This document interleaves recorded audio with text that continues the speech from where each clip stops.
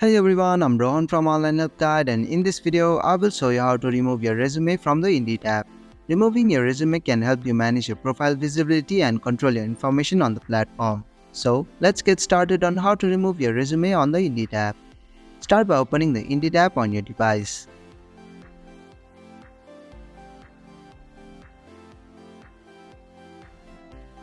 Tap on the hamburger icon at the top right corner of the screen. Now, from the menu, select Profile.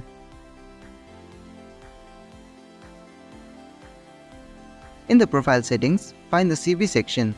If you have already built a CV on Indeed, it will be displayed here. Tap on the CV to open it. Tap the three dots icon at the top right corner and select Delete. Confirm by tapping Delete again.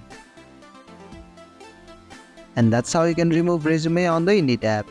Thank you for watching Online Help Guide. I hope this video was helpful. If it was, then hit the like button and comment below if you have any questions or feedback. Also, if you are new to our channel, please subscribe and hit the bell icon so you won't miss our upcoming videos.